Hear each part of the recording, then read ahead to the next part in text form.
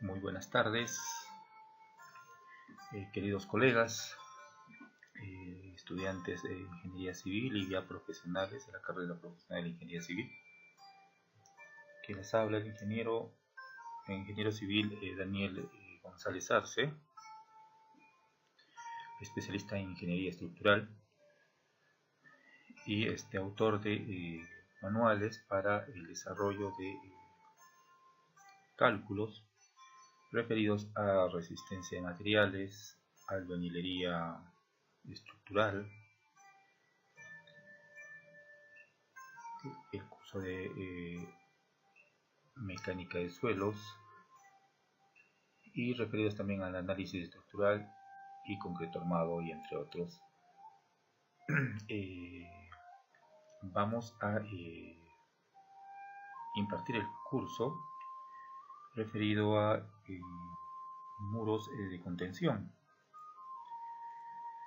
El curso que se estaba promocionando vía Facebook, el cual se va a entregar de manera virtual a los participantes. Para ello se entregó una estructura curricular de los temas que se iban a seguir. Para ello he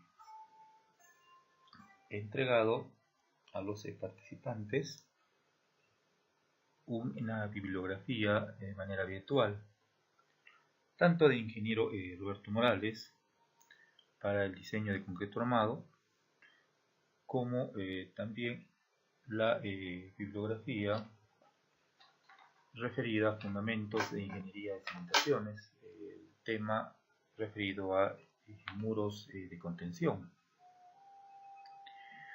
Dentro de este curso vamos a tratar en lo posible de desarrollar de manera simple algunos problemas referidos a este tema. El libro versión digital a la que yo he entregado y también se puede descargar vía online es referido a la 7ª edición. Y la parte que vamos a tocar en este caso,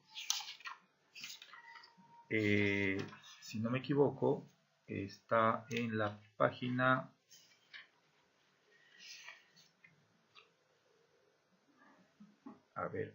vamos a ver.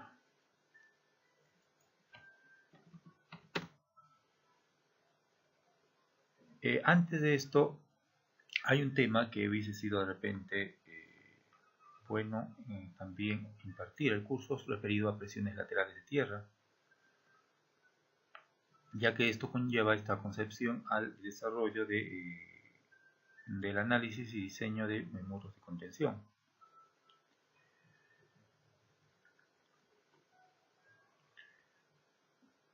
Pero vamos a tratar de hacerlo lo más simple, la parte de la explicación, para poder desarrollar este tema.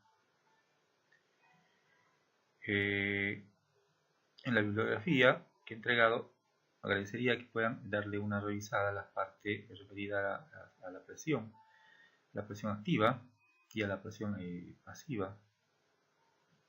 Son fórmulas de Rankine que en algunos casos, bueno, no, en la mayoría, mejor dicho, lo vamos a utilizar y son de utilidad para el desarrollo de los empujes, para el cálculo de los empujes, con o no, considerando también la sobrecarga sobre esta superficie, sobre toda esta masa o el suelo que va a ser retenido por un muro de contención. Un muro de contención, ya sea por muro en gravedad, semigravedad o un muro en voladizo,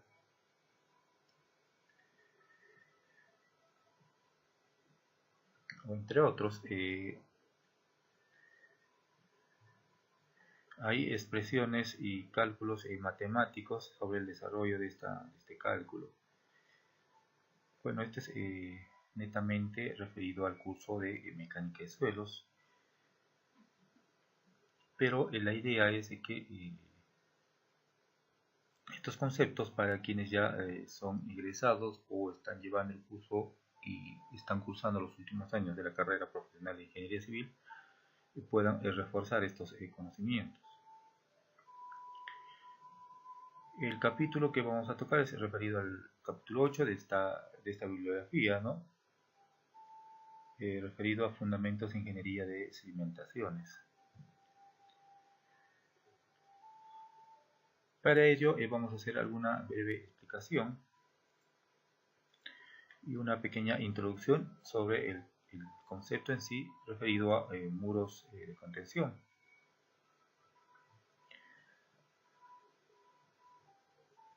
Vamos a también desarrollar un problema o un proyecto relacionado a cada uno de estos tipos de muros. Para lo referido al primer capítulo, vamos a explicar sobre el dimensionamiento de muros de contención, así como también en el capítulo de la bibliografía que estoy entregando, en el capítulo 8, hace referencia a la aplicación de las teorías de presiones laterales del suelo, y que esto también está indicando en la bibliografía en el capítulo 7, ¿no? Todo lo referido a presiones laterales. También el tema relacionado a estabilidad de muros de contención, y obviamente las verificaciones que deben hacerse, ¿no? Por deslizamiento, por volcamiento o por capacidad de carga, ya que al pasar y al verificar estos requerimientos, podríamos ya tener definida ya la forma del muro, o en qué parte del dimensionamiento deberíamos reforzar. Y obviamente cada verificación es para poder calcular o poder obtener los factores de seguridad. Una vez ya calculado, poder ya entrar de lleno a la fase de diseño. Diseño ya de pantalla, en el caso de un muro de contención, referido a un muro en voladizo, ya sea la pantalla o la zapata, o también los muros de gravedad. En este caso, los muros de gravedad solamente vamos a trabajar con un solo material. En cambio, en un muro de contención en voladizo vamos a trabajar con dos tipos de materiales, y en su conjunto referido al concreto armado, pero diferenciando, haciendo una diferenciación, estamos hablando del concreto y del acero, ¿no? Un material de concreto que puede ser 210 o 280 kilogramos fuerza por centímetro cuadrado, y el acero con una afluencia de 4200 kilogramos fuerza por centímetro cuadrado. De igual manera, los muros de contención con contrafuerte, ¿no?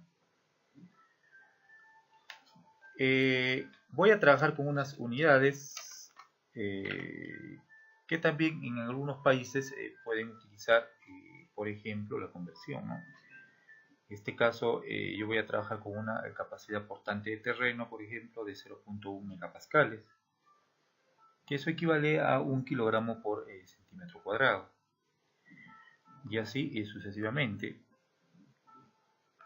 dependiendo de con qué tipo de unidad se trabaja en cada país.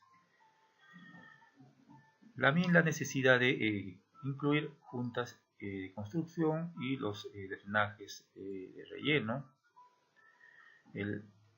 Obviamente el material que se vaya a proponer. Por ejemplo, puede ser un muro de contención en voladizo, y este va a contener un material, y obviamente este material puede tener cierto nivel freático,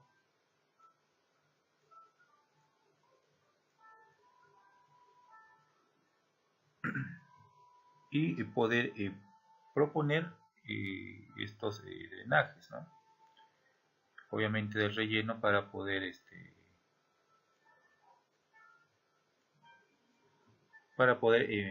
mejorar esa filtración. Obviamente que en los cálculos vamos a realizar con esos estratos, ¿no? Con un primer estrato y con un segundo estrato. Obviamente el estrato de abajo o el de la base puede ser, o como que también no puede contener algún ¿cómo les puedo explicar? Pueda contener o no agua, por decirlo así, ¿no?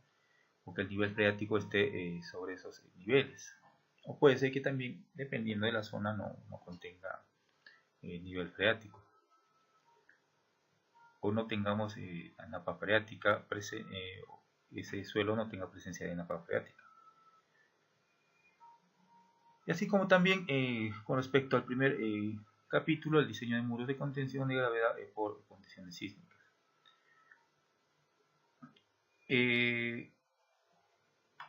Obviamente, al desarrollar cada concepto como teoría, lo vamos a ver o entender ya en la parte de la fase de práctica, para que puedan ustedes proponer un problema y lo puedan desarrollar, en todo caso enviarlo y poderlo revisar o evaluar, o dar algún tipo de recomendación para los cálculos.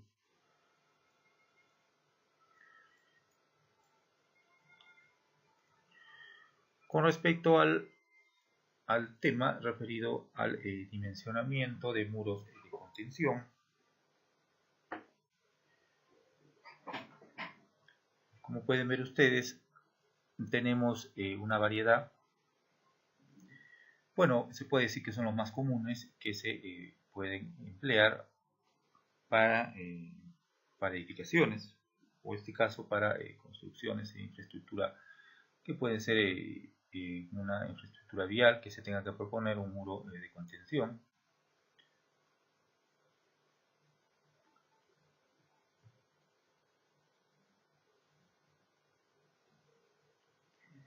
Entonces damos inicio. En el capítulo 7, como les habíamos comentado, o ya les había indicado, anterior al 8, al octavo, hace referencia a lo que son tensiones laterales de tierra.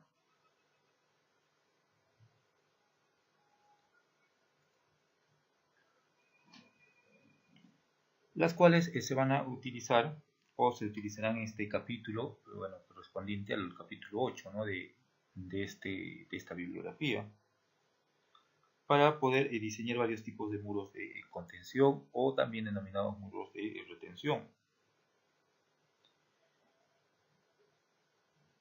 En este tema, con respecto a este tipo de infraestructuras, podemos dividirlos, por decirlo así, en dos tipos de categorías. Los convencionales y los muros de tierra estabilizados mecánicamente, ¿no?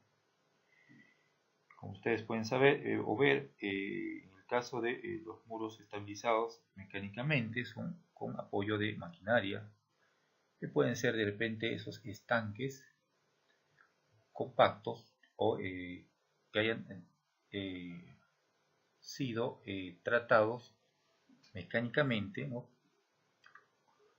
Y obtenido alguna resistencia del suelo, cuyo talud le da cierta estabilidad, y poderlo cubrir de alguna geomembrana para poder utilizarlo como estanque, por decirlo así, o como un recipiente para poder almacenar agua. Y con respecto a los muros ya convencionales, ya pues se pueden clasificar en 4 grupos, o en 4 tipos, perdón, las cuales pueden ser o son los muros de retención por gravedad, que son en concreto simple o mampostería. Y obviamente estos muros, o la propuesta de estos muros lo define tanto el ingeniero como el arquitecto.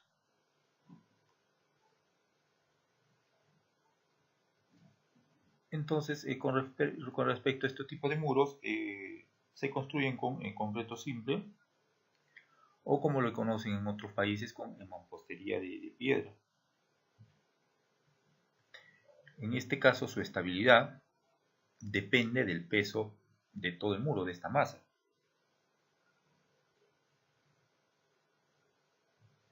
Y obviamente del suelo que reposa sobre la mampostería, ¿no? Sobre este muro. El detalle es de que estos muros no se recomienda hacerlos muy altos, porque saldría un poco, o mejor dicho, costosos, ¿no? No es muy económico proponer este tipo de muros para muros altos. Entonces, mi recomendación es poder plantear de repente este tipo de muros hasta una altura de 2 metros o 2 metros 50. Obviamente, alcanzar mayor altura generará muchísimo mayor cantidad de material, y los costos se elevarían por el volumen de este muro, ¿no? Imagínense proponer un muro de este volumen con todo lo que podría, o con todo lo que se podría calcular en referencia al material, con referencia a un muro, por ejemplo, de emboladizo, ¿no?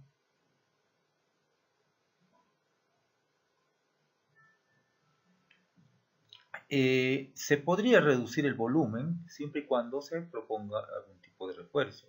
Entonces ya se le denominaría, ¿no? Ya no muro de gravedad, sino muro de semigravedad. Si quisiéramos en todo caso reducir el volumen de este muro.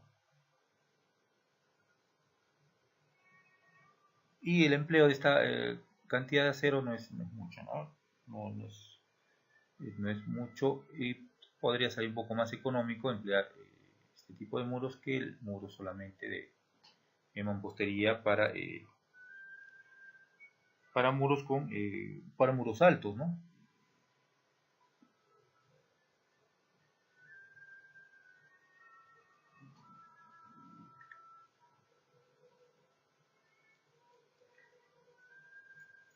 Eh, y obviamente debemos ver la parte de la estabilidad también de este muro.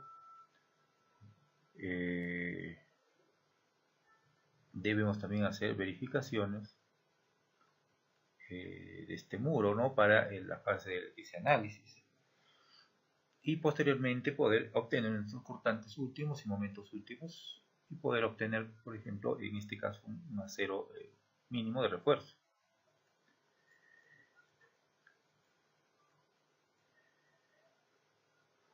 Pero lo más común, bueno, por experiencia, son los muros que para edificaciones, y como dice su nombre, que puedan ir acompañados por infraestructuras de este tipo, que son más convencionales, son de concreto simple o mampostería, y los muros en voladizo.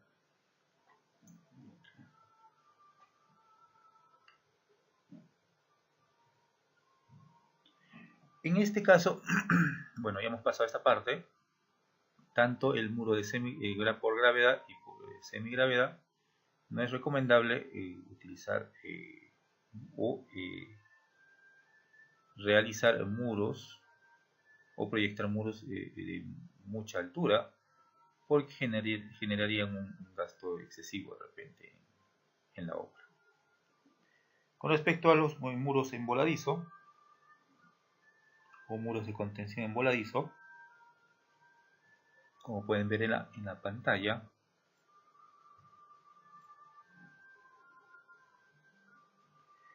En este caso sí, pues está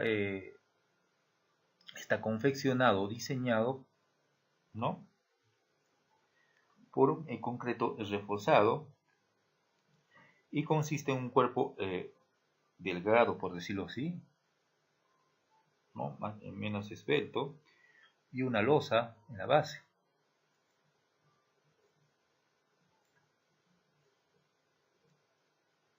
Como pueden ver en la pantalla. Se podría decir que este tipo de muros es más económico, pero también tiene sus limitaciones, porque también es económicamente hablando hasta una altura de 8 metros.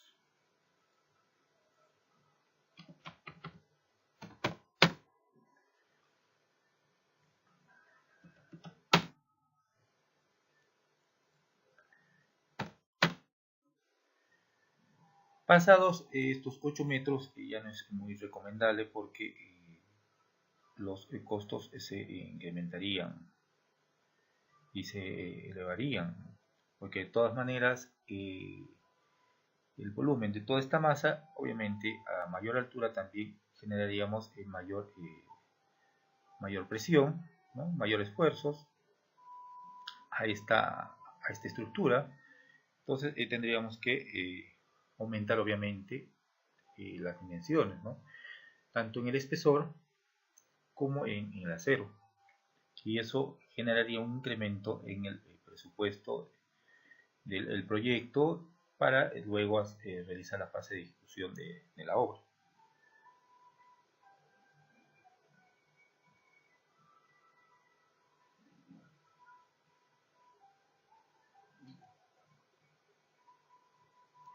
Y también tenemos los muros de contención con contrafuertes, como pueden ver en la pantalla. Y que los cálculos son algo similares con lo que refiere al muro voladizo. Sin embargo, a intervalos irregulares tienen losas de concreto verticales delgadas, conocidas como contrafuertes.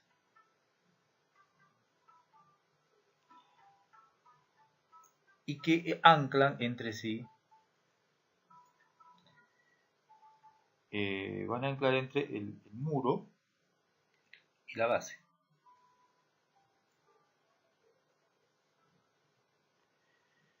Y obviamente este tipo de muros tiene un propósito.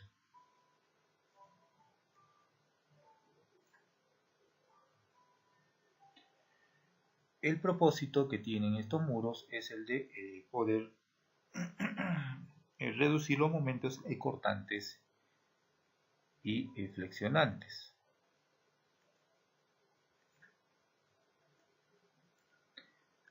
Obviamente para evitar de que el muro pueda deslizarse o pueda voltearse. Esa es la función de estos contrafuertes.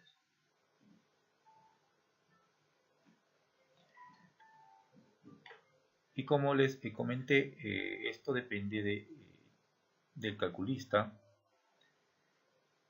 y también en todo caso del arquitecto también en coordinación, porque un planeamiento de un proyecto, por ejemplo, puede ser un parque que esté construyéndose en una zona con un tal pronunciado y se requiera proponer de repente muros de contención o una vía que pueda de repente una vía que contenga dos tipos de niveles.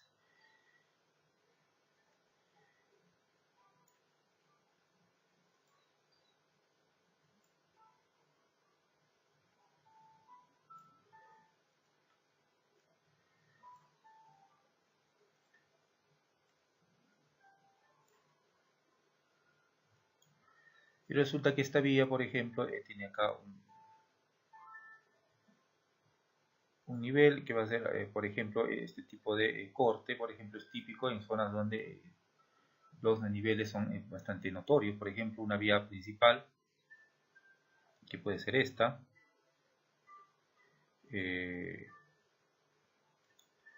tenemos los vehículos en esta zona,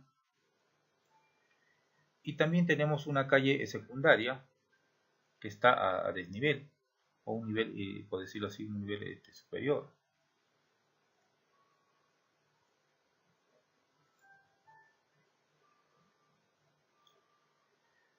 Y también se ha proyectado, por ejemplo, construir ahí una vía,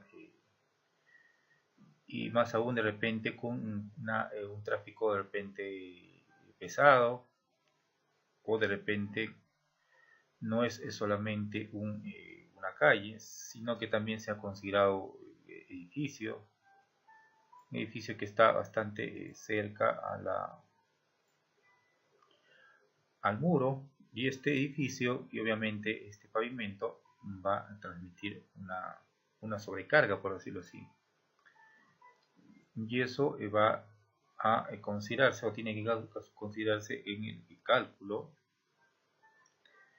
de los muros, para poder realizar las verificaciones, tanto para verificación al volteo, al deslizamiento y a la capacidad portante del terreno, porque puede ser que el muro pueda ceder o se pueda asentar, y ello provoque posiblemente fallas a la estructura.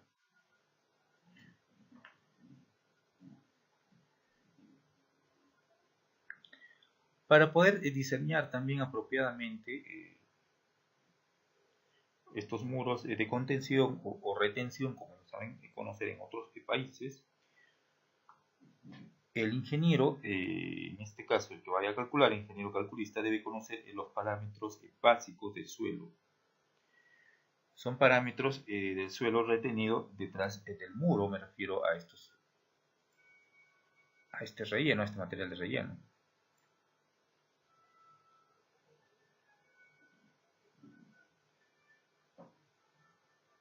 Y obviamente también los datos o la información que se encuentran debajo van a encontrarse debajo de la losa, o mejor dicho, de esta zapata.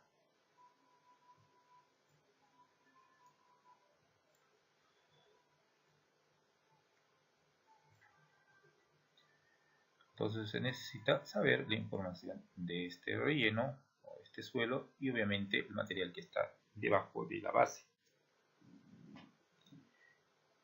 Que en este caso, ¿cuáles vendrían a ser esa información que requiere el ingeniero? Pues es el peso específico,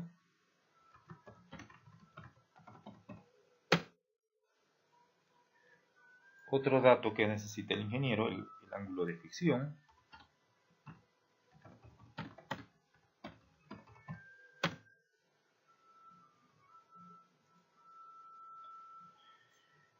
y obviamente la cohesión.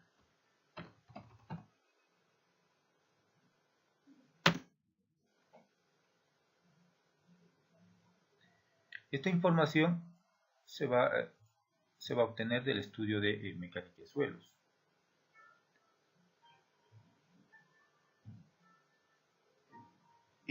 ¿Por qué es necesario calcular o saber las propiedades del suelo o del material que va a estar detrás del muro? Porque va a permitir que el ingeniero pueda determinar la distribución de la presión lateral necesaria para el diseño. Por eso es necesario.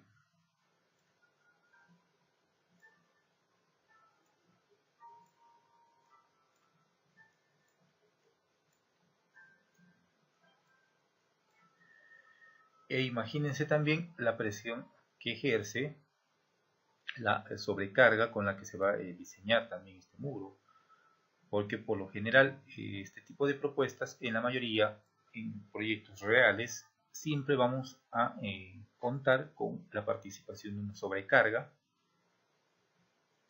que al final va a generar una presión también al muro.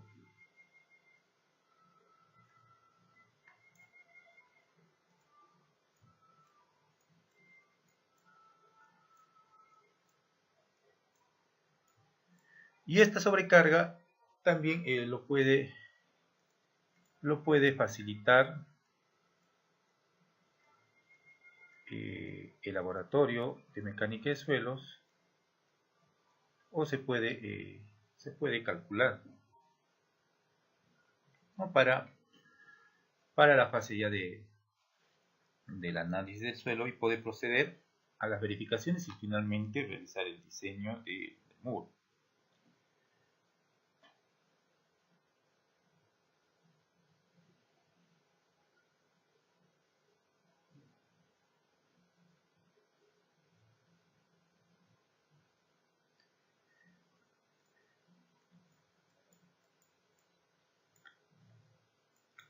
Tenemos acá una vista o una imagen de la proyección de un muro de contención en voladizo, ¿no?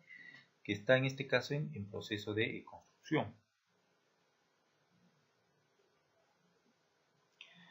Hay que indicar también de que existe dos fases en el diseño de un muro convencional. El primero es conociendo la presión lateral de la tierra.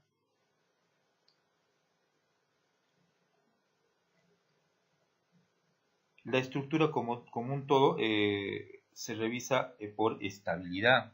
Eso lo vamos a hacer en el cálculo. La estructura se examina para ver si existen fallas posibles por volcamiento, deslizamiento y capacidad de carga. Y segundo, cada componente de la estructura se revisa por resistencia y se determina el reforzamiento del acero a cada componente. Entonces, las dos fases, como les comento, es para poder verificar el volcamiento,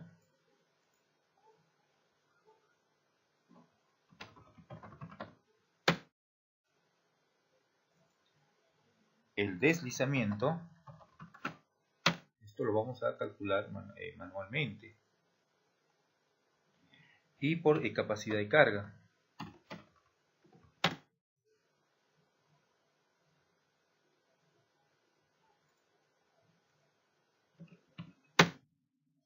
Esta es una fase, y la segunda fase,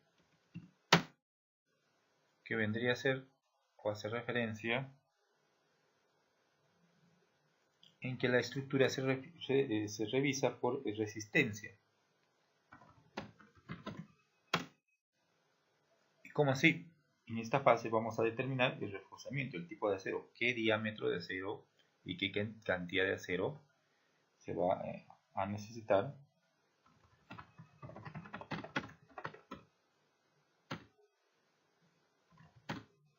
de cada componente. Me refiero, en el caso, digamos, de un muro en voladizo, me refiero a la pantalla y a la zapata. Vamos a tratar de manejar los dos términos. Hay términos que le conocen a la base. Por ejemplo, a la zapata le conocen en otros países como base, y la zapata lo conocen o conocen a este tipo de estructura, o le dan este tipo de estructura, lo dividen en pie y en talón. Y obviamente, posiblemente esta base necesite una llave. Y esa llave hace referencia a una especie de gancho o estructura que sobresale a la base para evitar que el muro pueda deslizarse.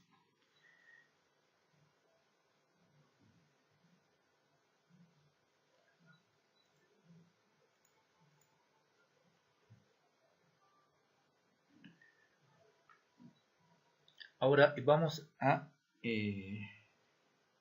hacer referencia a la parte de el dimensionamiento de muros de contención o de retención, ¿no?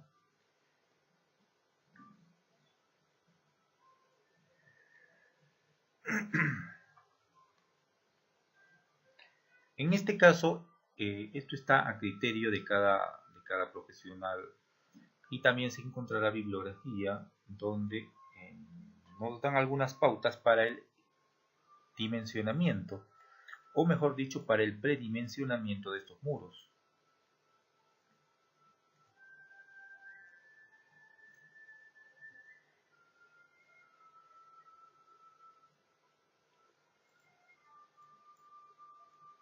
Y nos dan algunas pautas, ¿no?, para el dimensionamiento.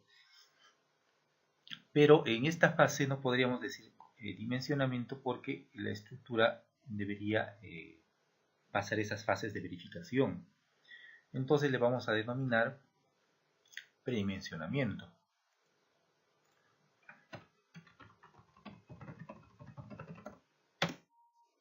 Nosotros con el predimensionamiento vamos a poder hacer las verificaciones. Y estas verificaciones, como les había comentado hace unos segundos, vamos a realizar esas verificaciones para examinar de que la estructura no tenga fallas por volcamiento, deslizamiento y por capacidad de carga. Una vez de que pase esta fase de verificación, vamos a indicar de que se está dimensionando y van a quedar con esas secciones. Porque una vez de que no pase cualquiera de estas verificaciones, entonces se van a tener que hacer algunas modificaciones en las secciones del muro.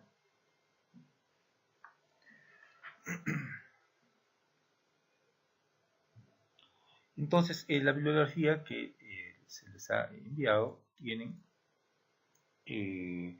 unas dimensiones aproximadas para varios componentes de un muro, ¿no?, para un muro de contención,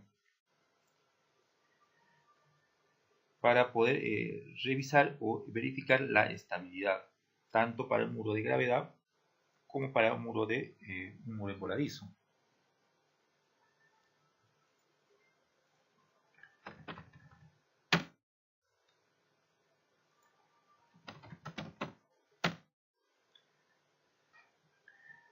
Obviamente, como pueden ustedes ver, un muro por gravedad tiene muchísimo más volumen que un muro voladizo. Y nos dan las siguientes pautas. Para un muro por gravedad o un muro de gravedad, nos dan estos parámetros de que la base total oscile entre los 0.5 o 0.7 de la altura, o mejor dicho, este valor oscila entre el 50 y el 70% de la altura total del muro.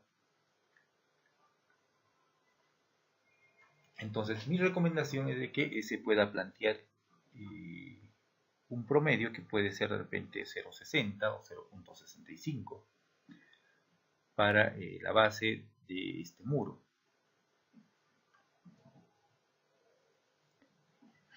Con respecto a la parte del talón, que es la parte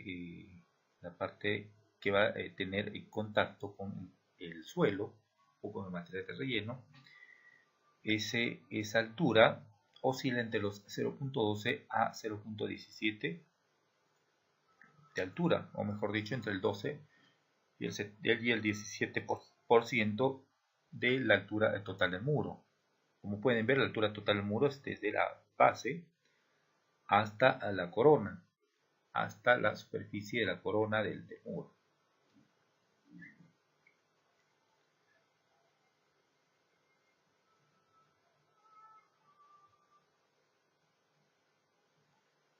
En el caso del extremo de la base, que lo denominan puntera, o pie también le saben decir en otros países, también oscila entre el valor que oscila es entre el 12 y 17% de este ancho, no de la altura, sino del ancho de esta puntera, entre el 12 y el 17% de la altura total de esta masa, de este muro. Y obviamente puede ser de que tenga un relleno, no necesariamente, ¿no? ¿Por qué les digo esto? Porque este muro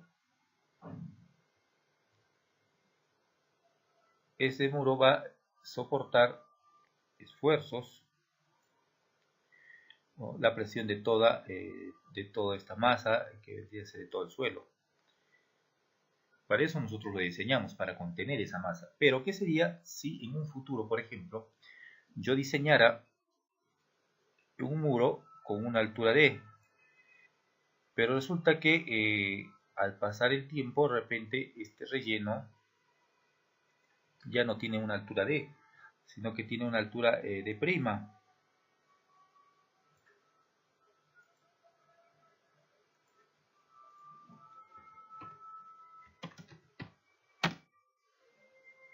Entonces los cálculos van a obviamente variar como para el relleno de este tipo como el que se pueden ver para este tipo de altura.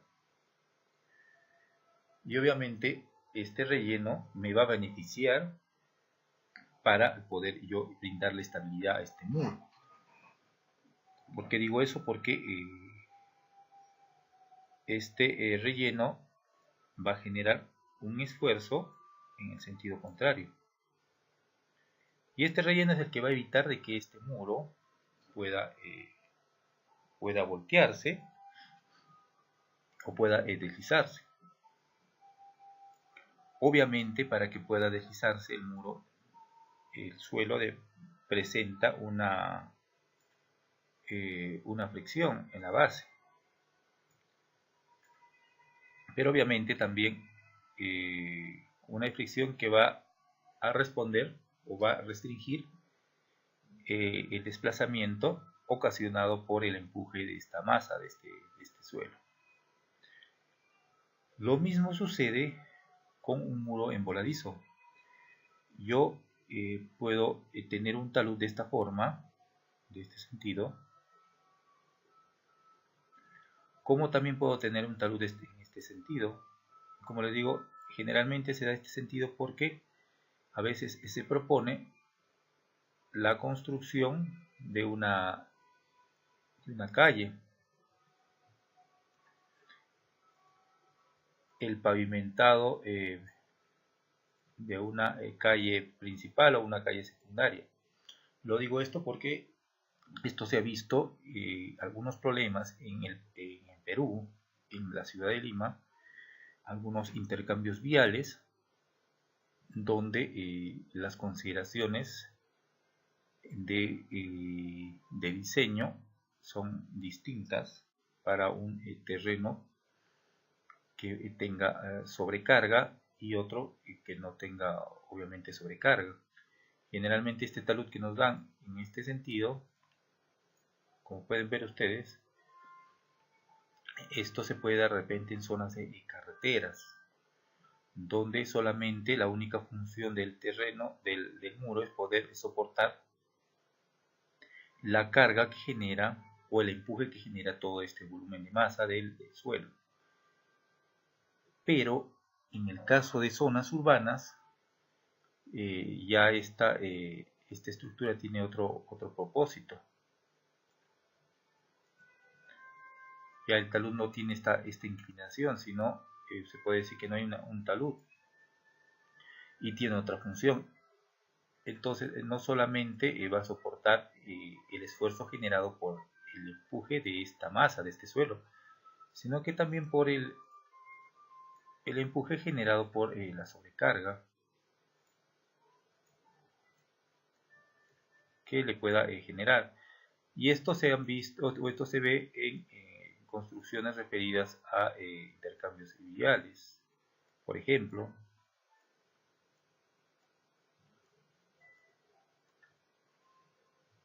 Y obviamente esto genera una sobrecarga. Entonces mi pregunta es, imagínense que de repente no se considere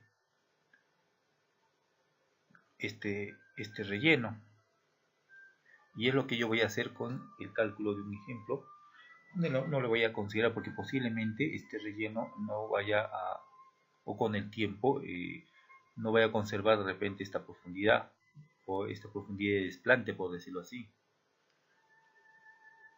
y sea de repente la mitad de lo que se había diseñado.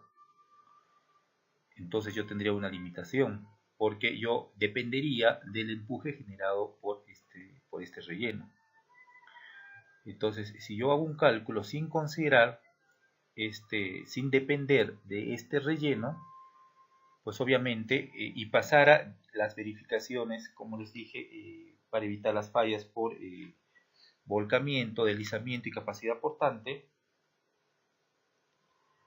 producidos por la presión lateral de la tierra o del suelo, pues la estructura no dependería y no tendría tanto problema si tuviera algún tipo de relleno o no en esta parte ubicada en el pie del muro, ¿no? Esta zona le llamo yo puntera o pie. Entonces lo que a mí me importa es esta parte de acá, ¿no? El diseño de esta parte de acá para muros en voladizo. Y más adelante explicaré por qué se le denomina muros en voladizo. Porque esto funciona como una viga,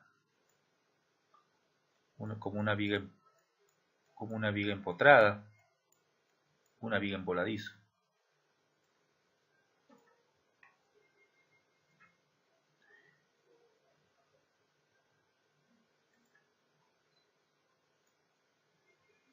Y esta viga va a tender a deflectar. ¿Y por qué va a tender a deflectar? Porque, porque está sometida a una carga. Perdón.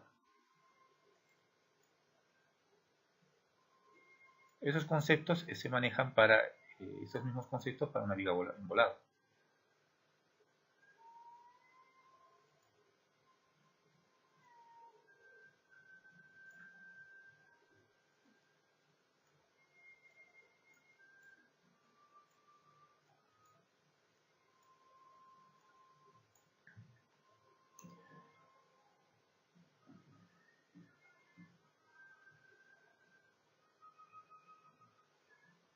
Entonces también nos dan estos parámetros, como les estaba comentando.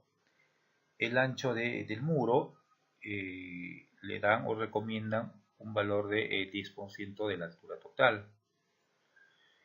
La corona, tanto para un muro de gravedad como para un muro de voladizo, nos recomienda de que hagamos el predimensionamiento con una base de un valor de 30 centímetros como mínimo, ¿no? Hay bibliografías donde recomiendan una altura, un ancho de esa base o de esa corona de 25, que también es válido, pero yo prefiero regirme a las recomendaciones de esta bibliografía.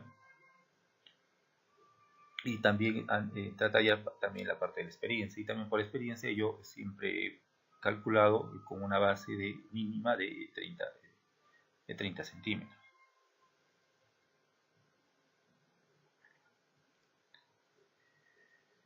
Igualmente el ancho, la altura de la base o de esta zapata es el 10% de la altura total del muro, y también el ancho total está oscilando entre los 50 y 70%. Y yo recomiendo trabajar con un valor referido al 70% con muros de una altura, por ejemplo, de mayores a los 4 metros. Yo trabajo con un 70% de la altura. Entonces, por ejemplo, yo tengo un muro de una altura de 4 metros 50.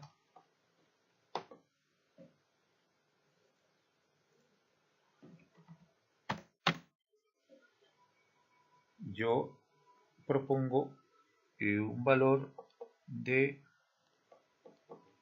base de 3 metros 15.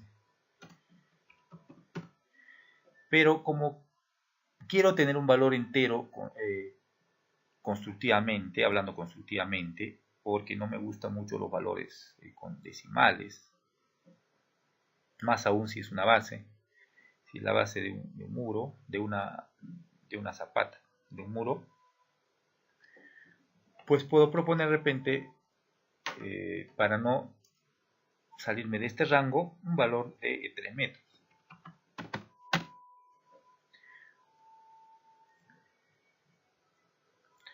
Como digo, son recomendaciones que al final uno como calculista va a tener que al final realizar un dimensionamiento a base de un predimensionamiento y poder calcular. En caso de que no cumpla, empezar a corregir de repente, ¿no? Entonces, de repente voy a tener que aumentar el largo de mi talón, ¿no? O reducir un poco más el largo o el ancho, perdón, de mi pie. En el cálculo del pie también saben darle otro valor para un predimensionamiento. No es, también, aparte del 10% de la altura total, saben darle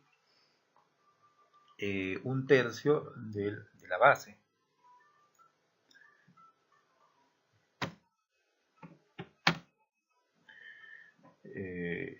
En pocas palabras, sería igual a 1 metro. Pero yo recomiendo que esto sea lo más pequeño posible, ¿no? Entonces yo recomiendo que sea el 10% de la altura. Estamos hablando de 45 centímetros.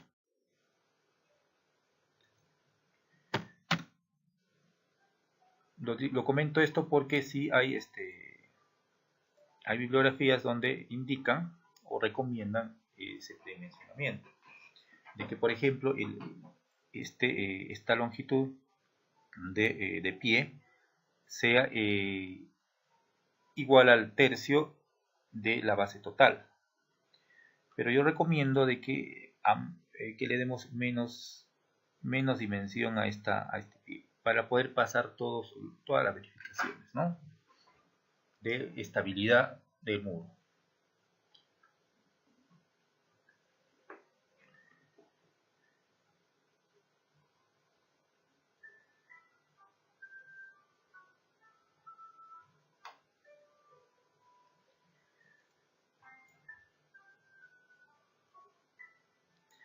La otra parte dentro del temario hace referencia a la aplicación de las teorías de presiones laterales, ¿no?, del suelo.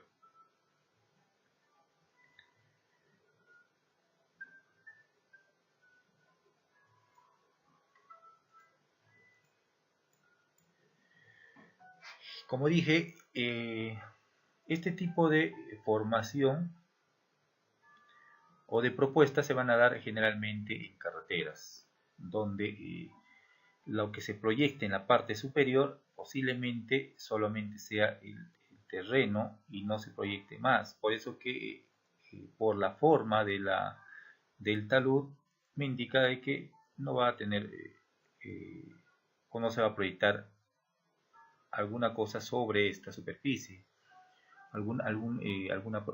por ejemplo, una vía o una vivienda,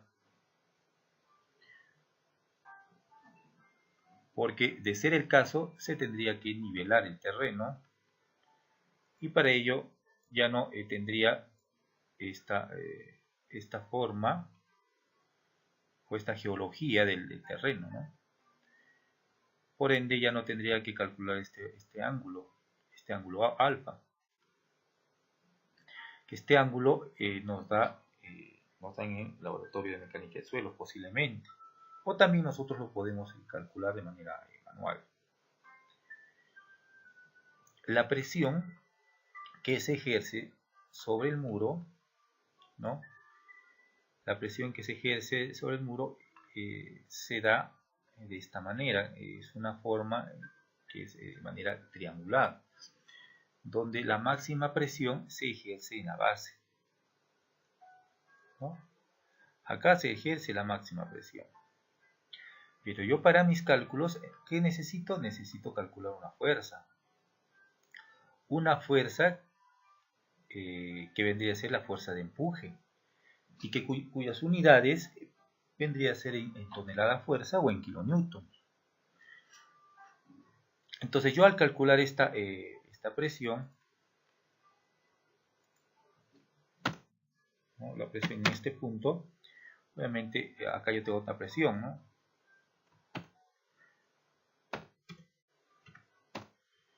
Y obviamente la presión acá en este punto, mi presión es 0, ¿no? Y mientras se va profundizando, la presión va a ser muchísimo mayor. Entonces, esta fuerza que ustedes ven, o este empuje, se ejerce a un tercio de esta proyección.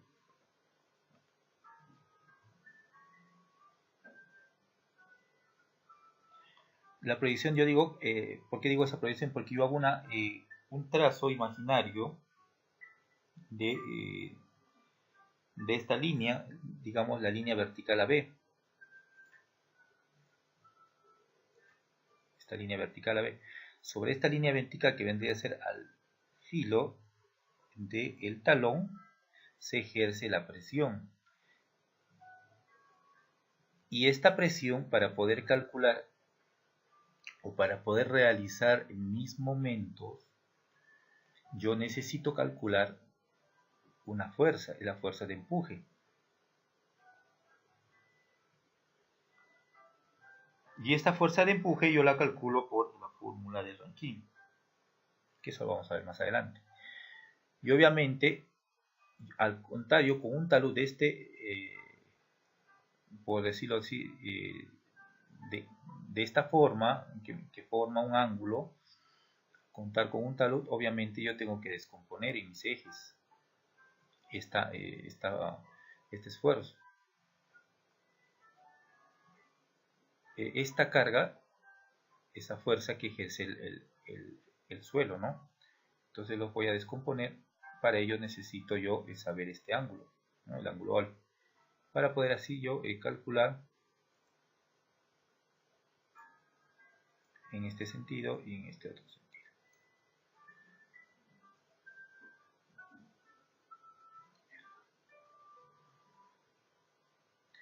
Una acción, cuando yo haga equilibrio con respecto a toda esta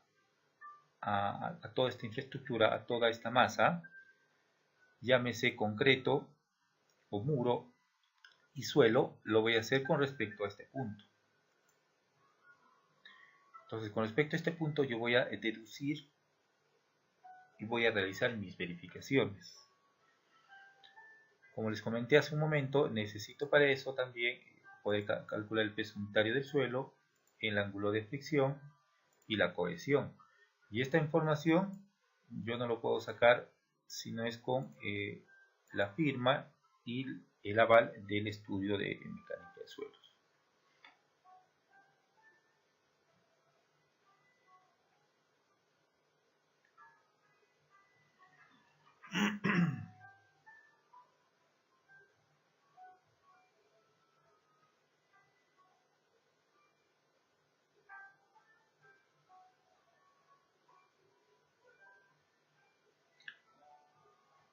Esto también tiene un propósito. Este ángulo, bueno, tiene la forma de un n griego, tiene se va a aplicar, ¿no?, para el cálculo también de la ecuación de equilibrio que se va a tener que hacer para el cálculo de nuestras verificaciones, ya sea por deslizamiento, por volteo o por capacidad portante.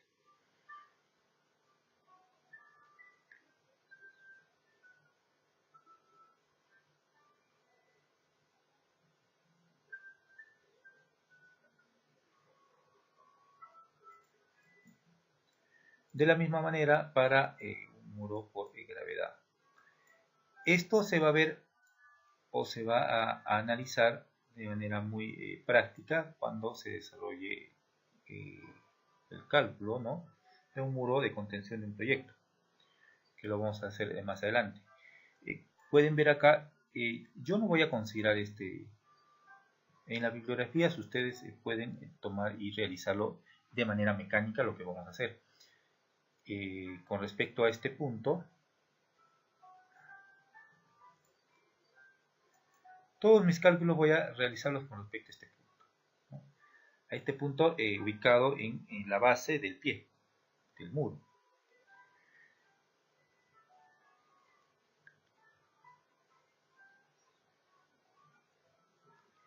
Acá que se genera, por ejemplo,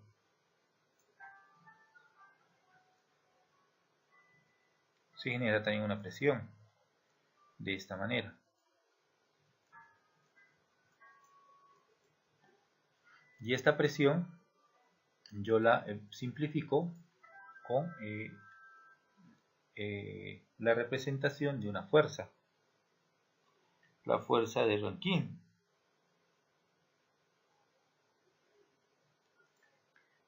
que también va a estar ubicado a 1/3.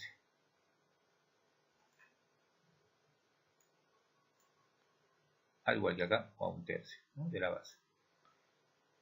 ¿Y por qué yo necesito la ubicación de la fuerza? ¿Por qué necesito la ubicación del peso?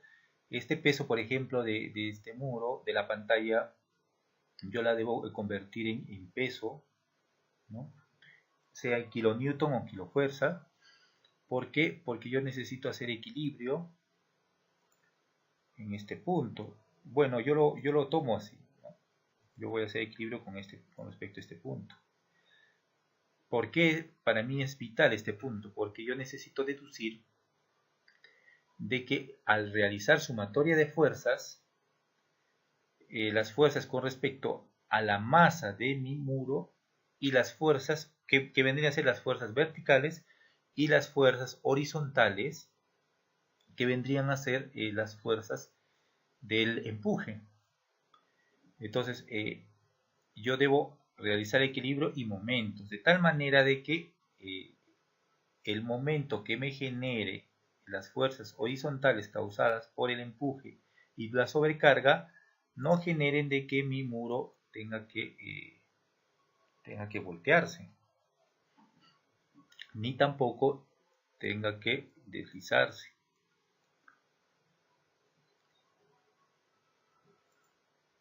Eso es básicamente porque quizás en la bibliografía que ustedes puedan ver, estas descripciones pueden marear un poco y puedan causar hasta confusión. Pero esto solamente en los cálculos se pueden absolver estas dudas.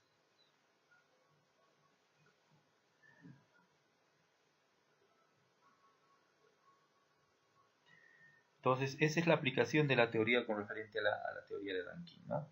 Sobre esta presión que ejerce el suelo, y yo lo debo transformar en esa presión en fuerza para poder realizar mis cuadros donde haga referencia a mis cargas, a mi brazo y a mi momento, ¿no? La carga generada por mi peso o por el empuje por el brazo, realizo momento, ¿no?, con respecto a este punto.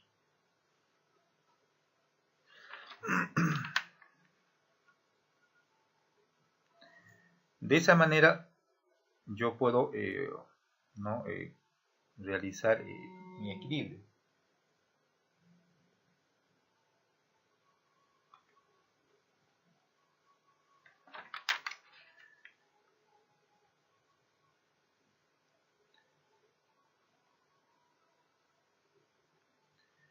El punto número 2, bueno, del primer capítulo, el siguiente tema hace referencia a la estabilidad de muros de contención.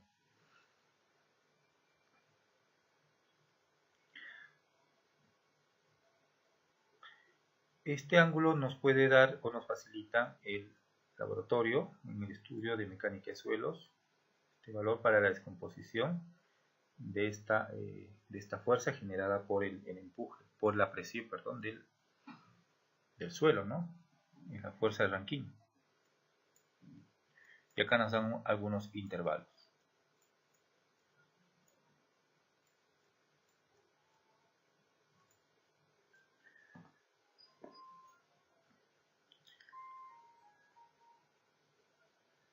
En esta parte nos detalla también la estabilidad de muros de retención. ¿Cuáles son los tipos de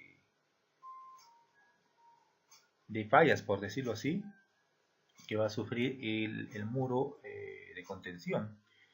En este caso nos dan un ejemplo para un muro de emboladizo, que eso también se puede aplicar este tipo de fallas para los otros muros.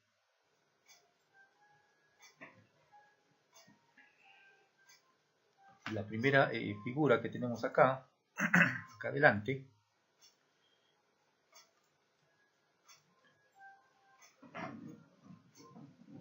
indica de que este muro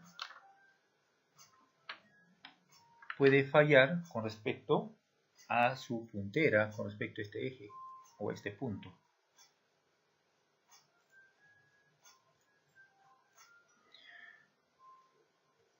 Y esto se genera por los esfuerzos, por la presión generada por el muro. Y más aún si a ello le adicionamos la sobrecarga.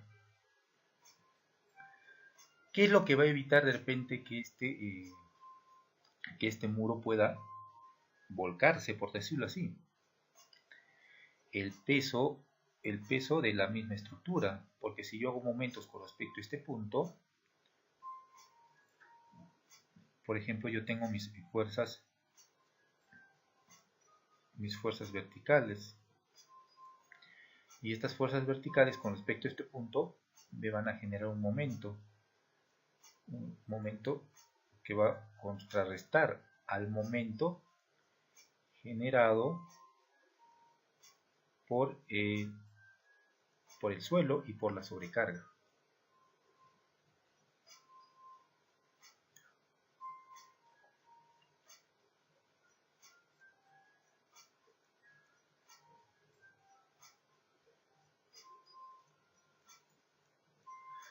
Entonces, tanto la sobrecarga como el muro, el relleno del suelo, me van a generar unos momentos en este sentido y van a tender de que el muro quiera volcarse. Asimismo, el muro puede tender a deslizarse a lo largo de su base.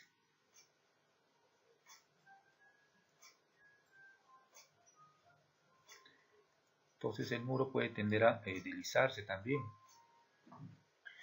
Y en este caso, nosotros podemos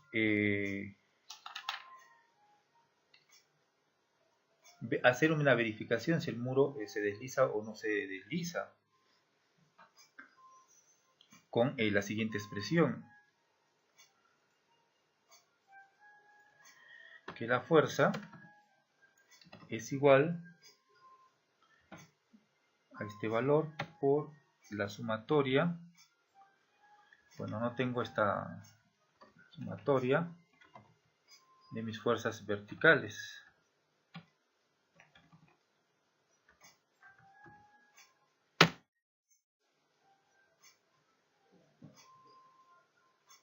Donde este valor es el cociente de fricción y esta es la sumatoria de todas mis fuerzas verticales, y estas fuerzas verticales son las fuerzas referidas al peso de mi muro.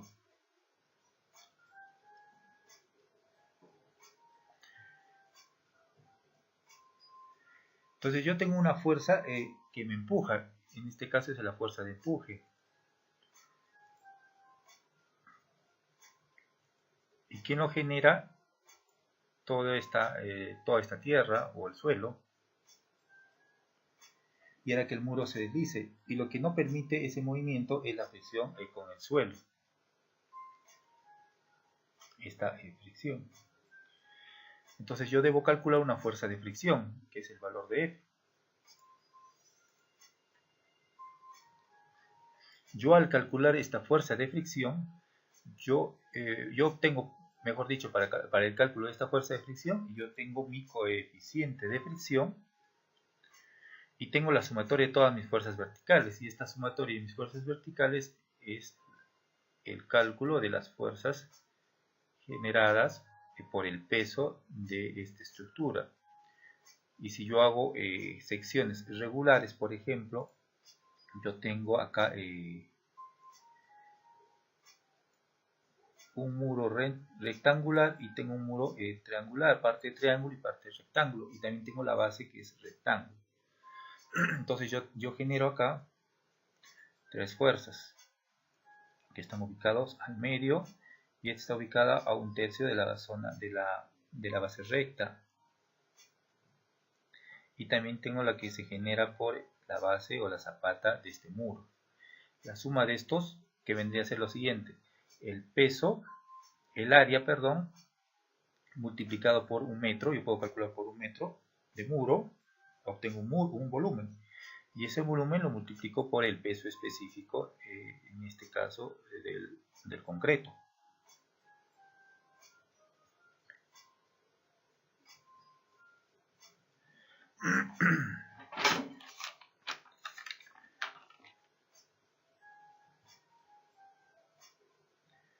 Entonces yo tengo ya un valor que calculo que es en kilonewton o en kilogramo fuerza.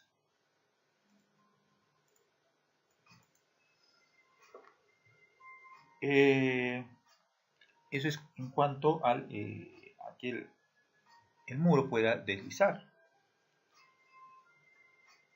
Y el otro sería por pérdida de capacidad portante, ¿no? De carga del suelo que soporta a la base. Entonces va a tender a fallar de esta manera, ¿no? Porque toda esta masa de suelo más el peso del muro haría que esta estructura tiende a sentarse o a fallar de esta manera.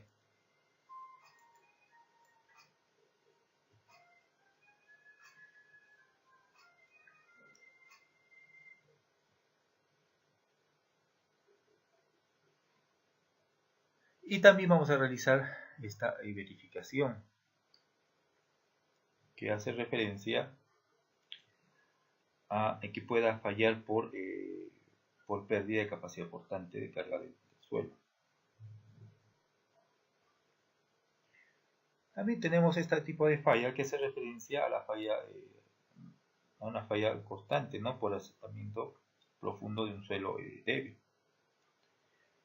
Esto ya nos dan en el estudio de mecánica de suelos las recomendaciones respectivas. Por eso es bueno que este estudio mecánica de suelos se haga en un laboratorio que sea debidamente acreditado y que en el informe hagan las recomendaciones para este tipo de infraestructura. En este caso es un muro de contención y nos den todas las recomendaciones y las conclusiones en las que ha llegado el laboratorio con respecto al análisis tanto de la base como del suelo que va a soportar el muro.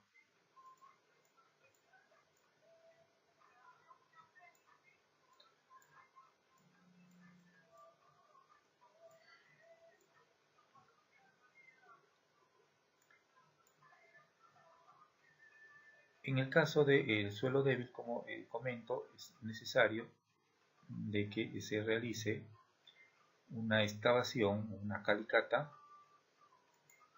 con una profundidad, y que en las conclusiones nos den, o mejor dicho, en las recomendaciones nos den el tipo de suelo y el tipo de recomendación para el mejoramiento de esta base, ¿no? Para no tener este tipo de fallas, ¿no? Que son fallas cortantes por asentamiento profundo de un suelo débil.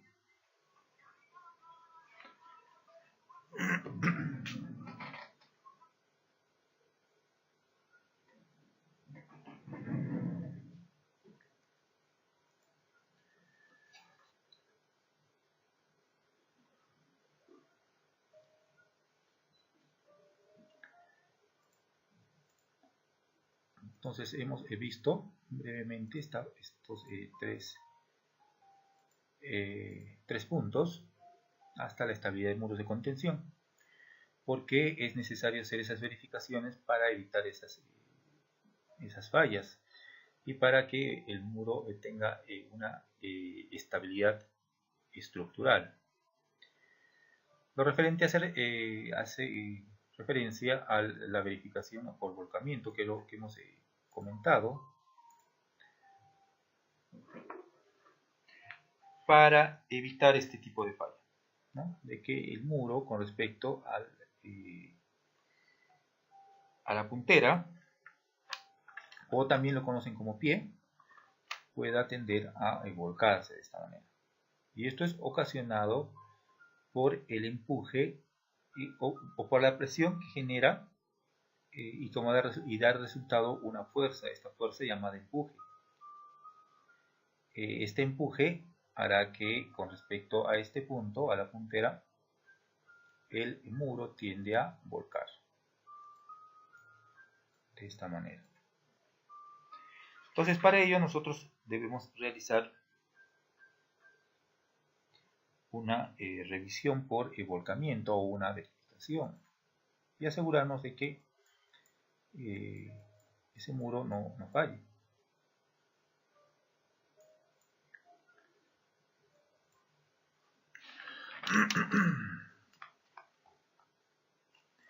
Entonces nos da un valor o una expresión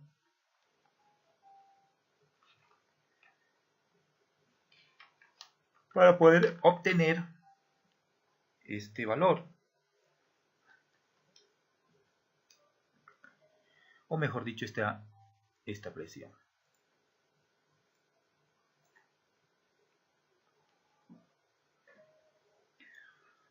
Donde nosotros necesitamos el coeficiente de presión pasiva, el peso específico del suelo,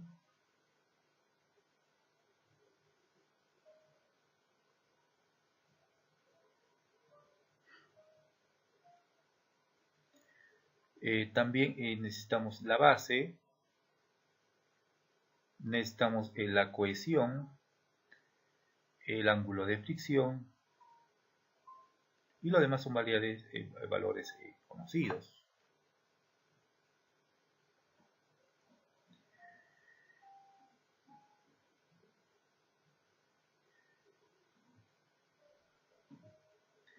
El coeficiente de presión pasiva lo puedo obtener por esta expresión. Pero para ello necesito conocer el ángulo de fricción. Y obviamente el ángulo de fricción y la cohesión nos dan el laboratorio de mecánica de suelos.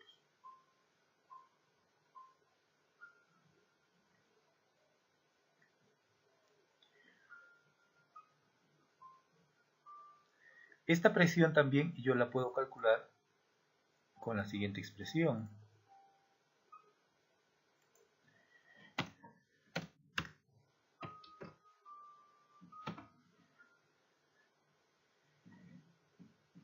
El peso del suelo, o el peso específico del suelo, por mi altura, la altura del muro, y por el coeficiente de presión de tierra activa.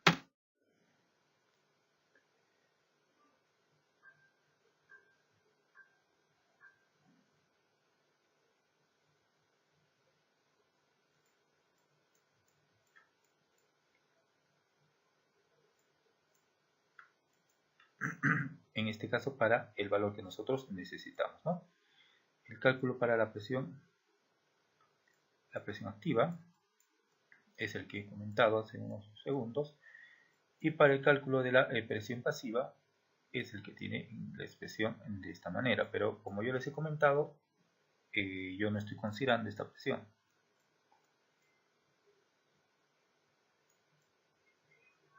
Voy a considerar o voy a imaginar de que este relleno posiblemente lo vayan a quitar algún día, ¿no?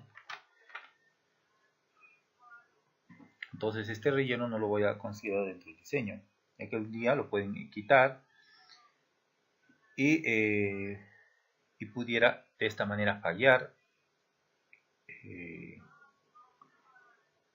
este muro.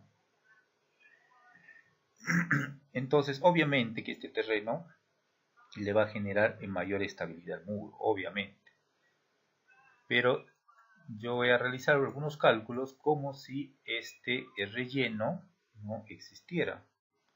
Porque si voy a depender de este relleno y algún día van a tener que hacer algún tipo de corte,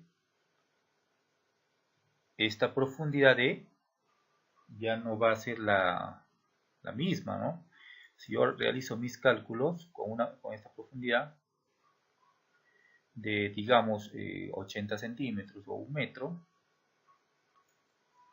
entonces puede ser de que me varíe y yo en el transcurso del tiempo realice modificaciones y este relleno de repente ya no esté a 1 metro y este de repente a 50 centímetros o al ras de la zapata. Eso se ha dado y se puede dar. Y resulta que eso generaría un desequilibrio en la estructura, pudiendo esta estructura volcarse.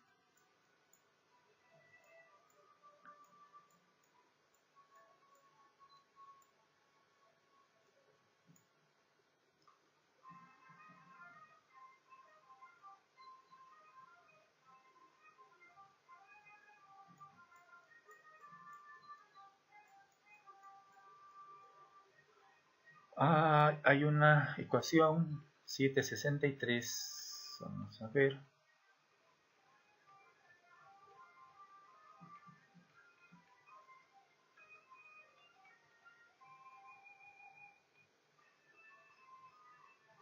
Siete setenta y cuatro, 772,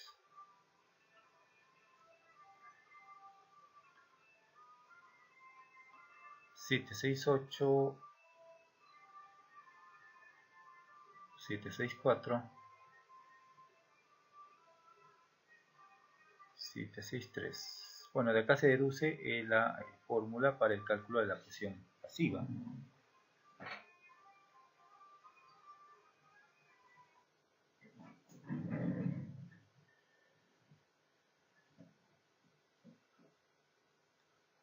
Acá les indica cómo obtener ese valor. Igualmente para el coeficiente de presión pasiva.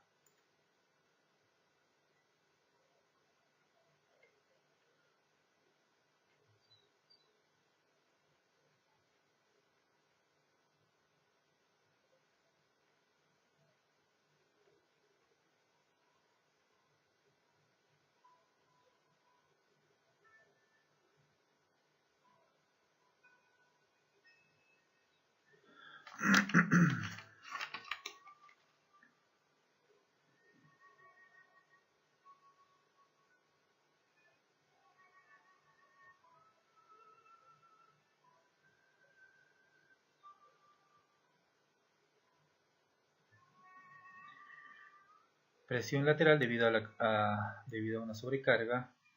Acá también nos dan en las ecuaciones matemáticas. También hay ejemplos desarrollados.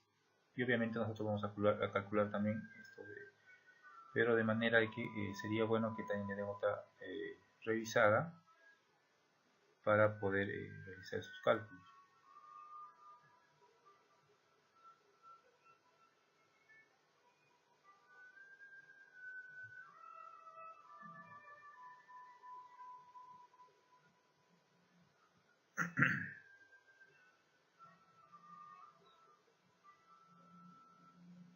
Vamos a realizar también la fuerza activa para el cálculo, el uso de esta fórmula.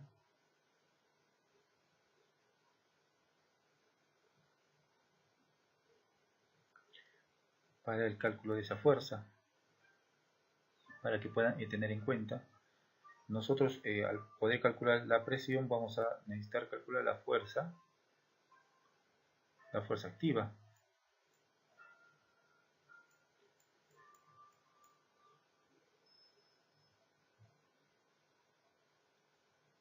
Que es esta de acá. Esta es la expresión que vamos a utilizar para el desarrollo de nuestro proyecto. Y sería bueno que está en la página 340 y uno pueda darle lectura.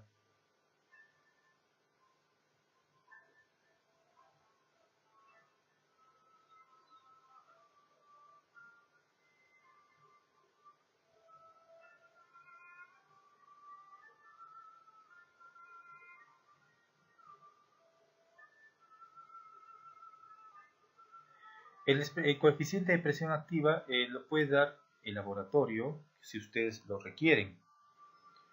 Sería bueno que dentro del contrato o los términos de referencia que tengan con el laboratorio, ustedes se eviten de repente este cálculo y soliciten al laboratorio que les den este valor, ¿no? El coeficiente de presión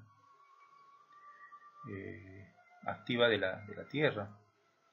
Que este valor vamos a necesitar para el cálculo de la presión.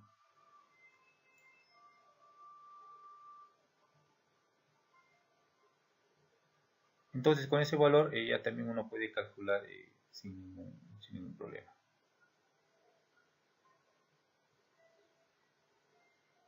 Acá hay problemas donde indica, por ejemplo, calcular la fuerza activa. Esta fórmula nosotros vamos a emplear para nuestra descomposición, porque la presión la debemos convertir en una fuerza activa, y esa fuerza activa vendría a ser la fuerza del empuje.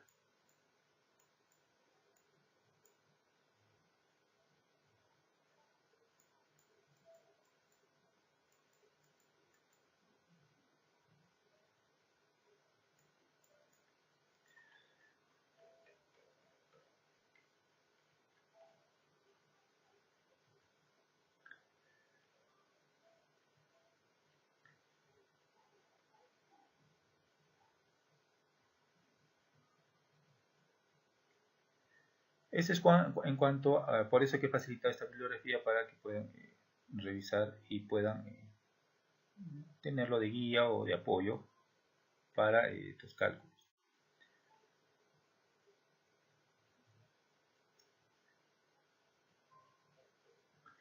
Entonces, regresando a lo que es la parte de las verificaciones, realizamos la revisión por volcamiento, donde nosotros hacemos sumatoria de momentos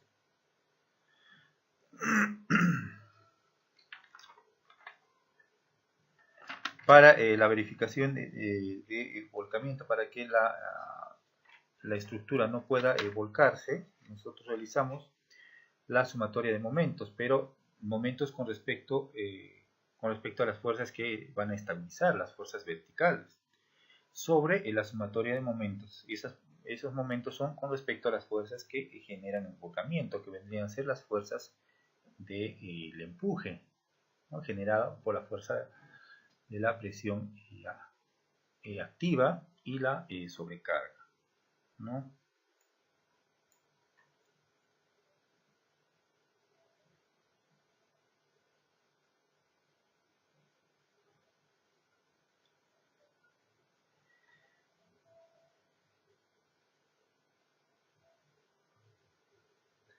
Y se debe cumplir de que la fuerza, el factor de seguridad al volcamiento sea mayor que 2.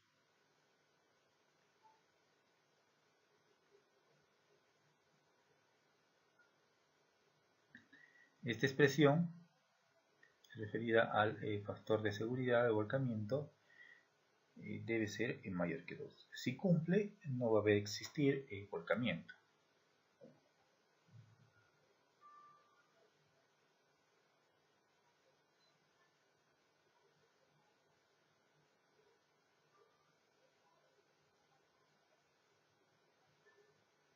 Estas expresiones es cuando tenemos un talud de esta manera, pero yo estoy considerando un talud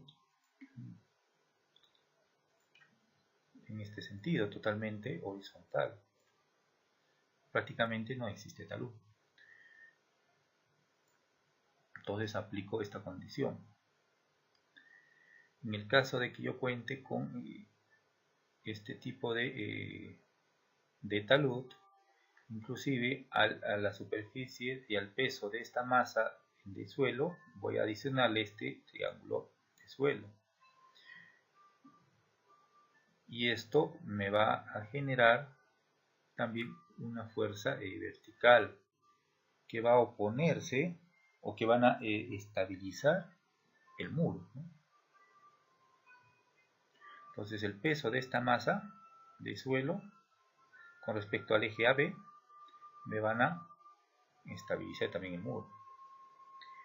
Fuera de este eje AB, estas fuerzas ya no me van a estabilizar.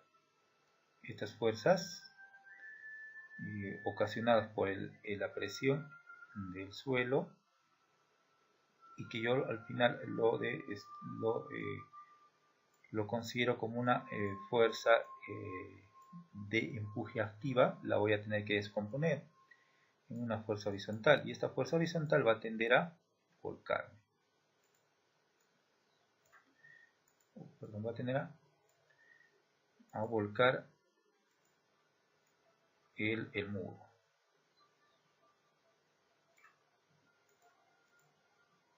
De esta manera. Inclusive esta fuerza activa vertical, descomponiendo, que es deducida de esta fuerza, que vendría a ser igual a esta fuerza vendría a ser igual al seno de este ángulo alfa. Entonces P sub B, a que vendría a ser igual a la presión activa, a la fuerza de la presión activa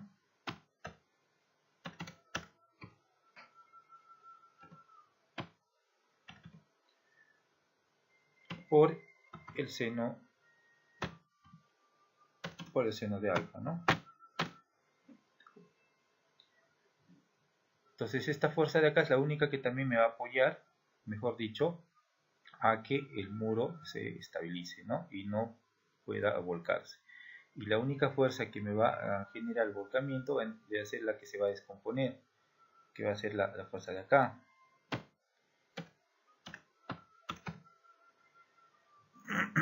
Por el coseno del ángulo.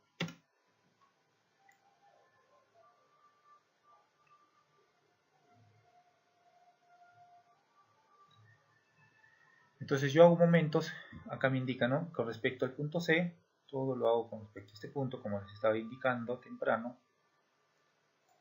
Y si yo hago momentos con respecto a este punto, vendría a ser igual a esta descomposición de esta fuerza, que vendría a ser esta PA por el seno de alfa, que vendría a ser este valor. Y por mi brazo, el brazo vendría a ser todo el ancho de la base, ¿no? Por B, para poder realizar momentos con respecto a este ángulo.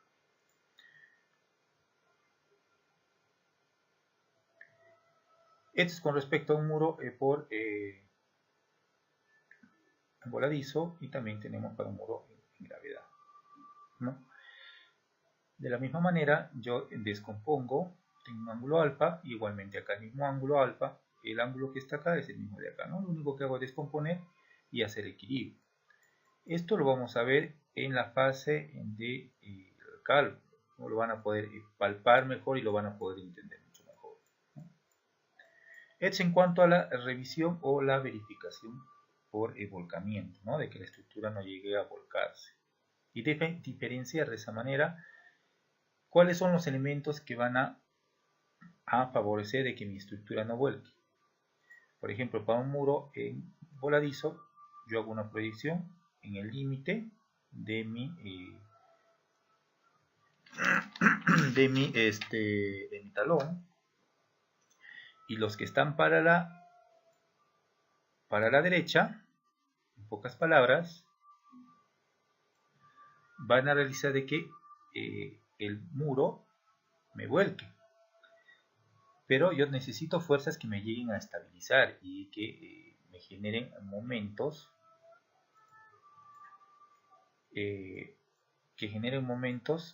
al contrario, en este sentido. ¿Y cuáles son las fuerzas que están del límite a la izquierda? ¿Y cuáles son esas fuerzas? La que genera el suelo de esta fracción de talud, este suelo de acá en forma rectangular, la de la zapata o la base, la de este muro en forma rectangular que yo le he fraccionado, y la de este muro en forma de triángulo. Todas estas fuerzas van a generar un momento con respecto al punto C.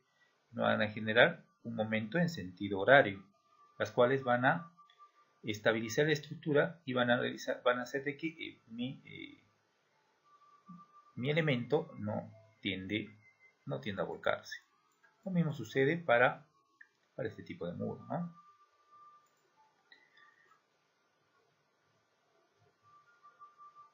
Tengo esta fracción de muro, debo ubicar con respecto a este eje, al eje horizontal, debo ubicar su centroide. Igualmente este triángulo, que es a 1/3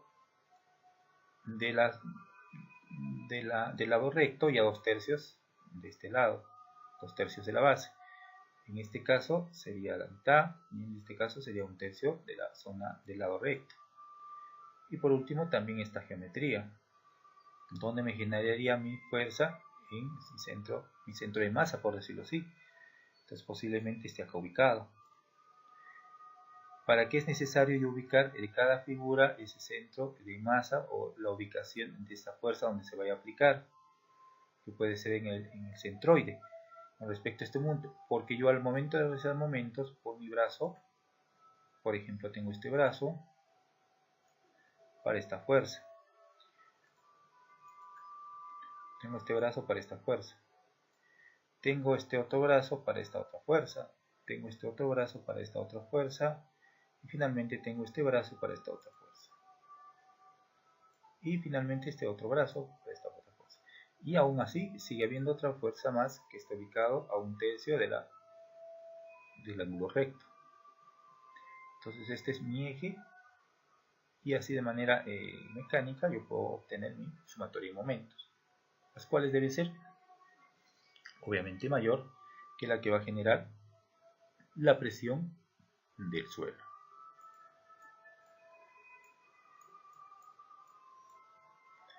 Esta es una tabla con la que vamos a hacer de manera similar nuestros cálculos, pero vamos a hacerlo de manera manual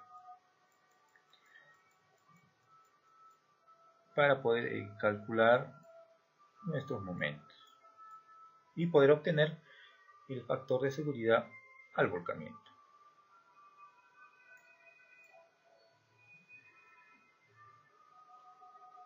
Con respecto a la revisión por deslizamiento, lo vamos a dejar para el siguiente video. Esto es en cuanto a lo referido a la verificación por el volcamiento, ¿no? Nosotros debemos verificar de que esta estructura, en este caso ese muro, no vaya a volcar.